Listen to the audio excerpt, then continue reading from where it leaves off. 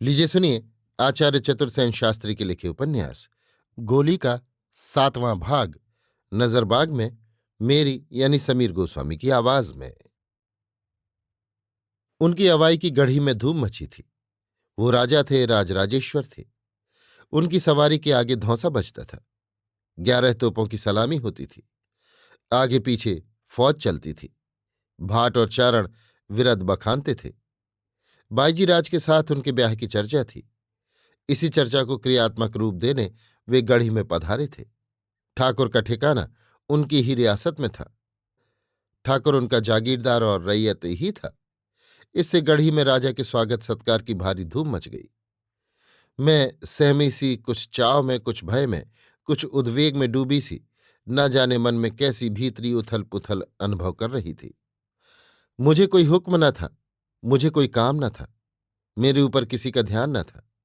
गढ़ी में जैसे और सब थे वैसे ही मैं भी थी। फिर भी न जाने क्यों एक अजीब गुदगुदी मेरे मन में हो रही थी। अकारण ही मैं हंसने लगती। मन में ऐसा समझती जैसे बहुत व्यस्त हूं। कभी कभी दौड़ धूप करने लगती। बिना काम काम में फंस जाती।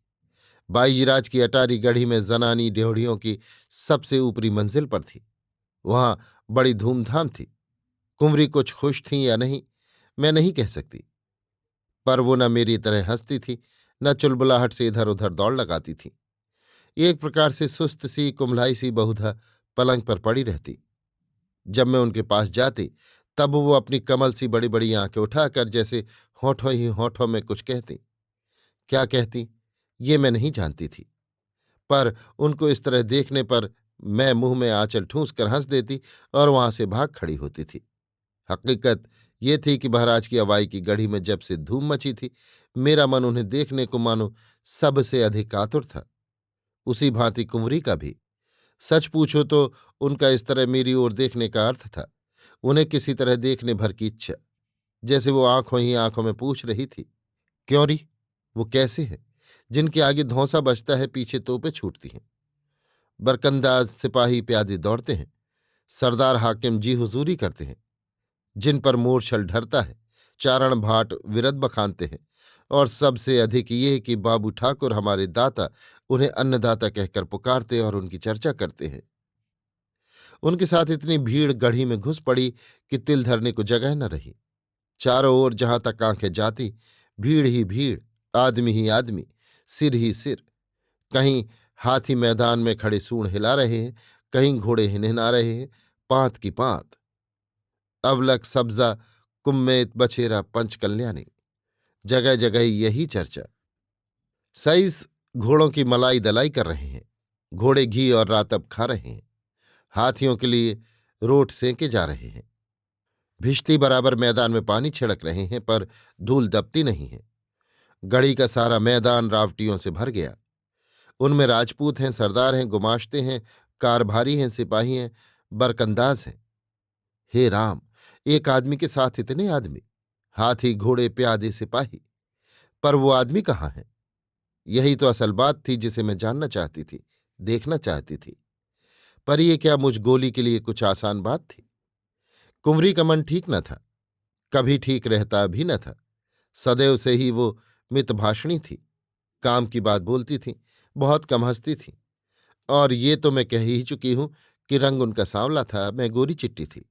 फिर भी वो रानी में बांधी, कोई भी देखते ही ये पहचान जाता। दाता बहुत व्यस्त थे।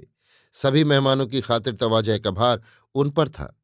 वो अपने कामदार तनसुख राय के साथ सलाह मशविरा करने में, बातचीत करने में व्यस्त थे। कभी कभी चिंतित भी दिखते।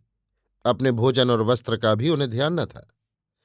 अटाले में रसोई की जबरदस्त तैयारी थी।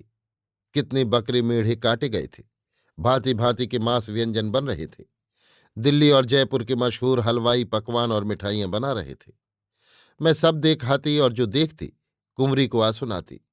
सुनकर कुंवरी कुछ कहती नहीं, केवल उसी भांति बड़ी बड़ी आंखों से मुझे देखती। उस देखने का अर्थ था एक प्रश्न, क्या उन्हें देखा तूने? और मैं जैसे भी बने उन्हें देखने को फिर वहां से भाग जाती। सांझ का झुटपुटा हो गया था। गढ़ी में दीपावली की तैयारियां हो रही थीं। खवास और नाई मसालों को जलाकर कुप्पियों से उन पर तेल गिरा रहे थे। बहुत लोग इधर से उधर, भीतर से बाहर और बाहर से भीतर आ जा रहे थे। अन्नदाता इस समय कहाँ होंगे, यही मन में सोच विचार करती हुई ड्योढ़ियों के पिछवाड़े मैं नजरबाग में जा पहुंची। राजा ड्योढ़ियों के पिछवाड़े वाले बड़े कमरे में ठहरे थे। ये मुझे मालूम था। कई दिनों से ड्योढ़ियों का वह हिस्सा सजाया जा रहा था। 2 नए द्वार बनाए गए थे। नया रंग रोगन किया गया था। नए पलंग, कुर्सी और पंखे लगाए गए थे। कई बार मैं स्वयं जाकर वहां की धूमधाम देख चुकी थी, इसलिए ये तो मैं जानती ही थी कि राजा का डेरा यहीं इसी कमरे में है। कमरे की एक खिड़की इसी नजरबाग में थी। उसी खिड़की की राह राजा को देखने के इरादे से मैं नजरबाग में जा पहुंची थी। अभी अंधेरा नहीं हुआ था, पर सब कुछ धुंधला सा लग रहा था। बारी में से होकर कमरे की तेज रोशनी छन रही थी। कमरे में विलायती झाड़ी की रोशनी का प्रबंध किया गया था।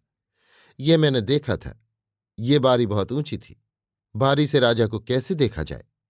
कुछ क्षण में असमंजस में पड़ी खड़ी रही। बारी के पास ही हरसिंगार का एक झाड़ था। झाड़ की घनी डालियां बारी तक पहुंच रही थीं। बहुत बार खेल खेल में मैं इस हरसिंगार की डालियों पर चढ़कर ढेर से फूल चुन लाई थी। इस बार भी मैं राजा को देखने के इरादे से झाड़ पर चढ़ गई। चढ़कर उस खिड़की की ओर बढ़ी हुई डाल पर आगे को झुककर मैं खिड़की के भीतर झांकने लगी।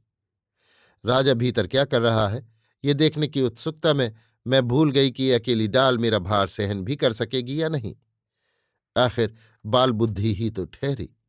अपने शरीर का सारा बोझ डाल पर डालकर मैं खिड़की पर झुक गई, पर वो डाल चरमराकर टूट गई और मैं औंधी मुंह धरती पर आ रही। मेरे मुंह, बाल और कपड़ों में धूल भर गई। चोट भी लगी। मैं उठ ही रही थी और खींच तथा चोट के दर्द से रोना चाह रही थी कि किसी ने अंक में भरकर मुझे उठा लिया, मेरे कपड़ों की धूल झाड़ी और मुझे पकड़कर खड़ा कर दिया। और तभी मैंने सुना एक सर्वथा अपरिचित कंठस्वर, चोट तो नहीं लगी? रोना और चोट का दर्द मैं भूल गई और मैंने उलट कर देखा। उस अंधेरे में भी उनके कान के हीरे साफ चमक रहे थे। उज्ज्वल परिधान, कुसमल पाग, कंठ में मोतियों की माला, यत्न से संवार और कान की ओर चढ़ाई हुई मूछें, बड़ी बड़ी तेज पूर्ण आंखें, भव्य व्यक्तित्व। मैं बालिका थी, अनाड़ी थी, मूर्खा थी, पर यह समझने में मुझे एक क्षण भी देर न लगी कि स्वयं महाराजाधिराज ही सम्मुख विराजमान है। उन्होंने मेरी मूर्खतापूर्ण करतूत देख ली है। उन्होंने मुझ मूर्खा को दया करके उठाया है। उन्हीं का सुख स्पर्श और उन्हीं का कृपा वचन मुझे उपलब्ध हुआ है। मैंने राज परिवार में अदब, कायदा, तमीज की शिक्षा पाई थी ही, सो मैंने सिर झुकाकर हाथ बांधकर अरदास की, घड़ी खम्मा अन्नदाता। राजा ने कोमल स्वर से कहा, चोट तो नहीं लगी? नहीं अन्नदाता। कौन है तू? चाकर अन्नदाता। यहां क्या कर रही थी? घड़ी खम्मा, तकसीर माफ हो अन्नदाता। मैं हुजूर के दर्शन करने के इरादे से बारी में झांक रही थी। राजा ने आगे बढ़कर मेरा हाथ पकड़ लिया। अरे, वो हाथ तो मुझसे भी अधिक नर्म गर्म था। वो मुझे खींचते हुए से एक ओर ले चले। पतंग जैसे डोर से आप ही खींची चली जाती है, मैं उनके साथ हो ली। नजरबाग में एक मकरानी की चौकी पड़ी थी। वहां बैठकर उन्होंने मुझे सिर से पैर तक देखा। एक स्मित रेखा उनके होठों पर और आनंद की चमक उनकी आंखों में व्याप गई।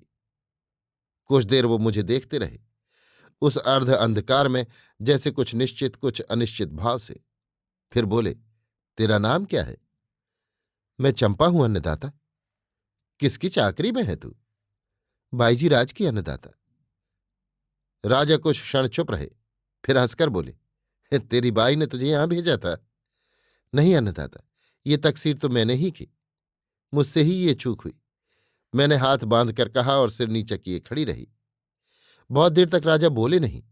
शायद मेरे रूप, मेरे नवयौवन, मेरे विनय को मन ही मन तौलते रहे। फिर जैसे भावावेश के स्वर में बोले, चंपा, जा मेरे लिए दारू ले आ। और मैं घड़ी खम्मा अन्नदाता कहकर एक बार अच्छी तरह उन्हें प्रणाम करके तेजी से चल दी।